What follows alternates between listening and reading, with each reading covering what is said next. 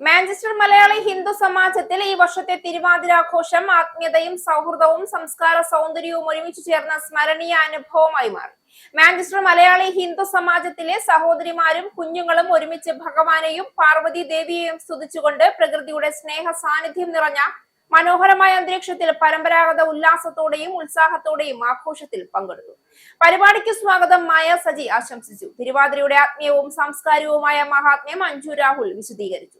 നന്ദി പ്രസംഗം ബിന്ദു ഹരികുമാർ നിർവഹിച്ചു. പാരമ്പര്യത്തിന്റെ രുചിയും സ്നേഹത്തിന്റെ ചൂടും ഒരുമിച്ച് നിറഞ്ഞ വിപുലമായ നോയമ്പ് സദ്യയും അതിനു പിന്നിൽ അർപ്പണബോധത്തോടെ അധ്വാനിച്ച അമ്മമാരുടെയും അനിയത്തിമാരുടെയും നിസ്വാർത്ഥ സേവനവും ഈ ആഘോഷത്തിന് പ്രത്യേക മഹത്വം നൽകി.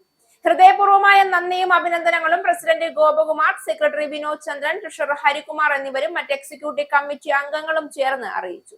ഇതിനോടനുബന്ധിച്ച് ജനുവരി 10 സംഘടിപ്പിക്കുന്ന മകരവിളക്ക് മഹോത്സവത്തിന്റെ ഔദ്യോഗിക വിളംബരവും നടത്തി. മകരവിളക്കിനോടനുബന്ധിച്ച് ഗജവീരന്റെ അകമ്പടിയോടെ താലപ്പൊലിയും എഴുന്നള്ളിപ്പ് സംഘടിപ്പിക്കുന്നതായി സംഘാടക സമിതി അറിയിച്ചു.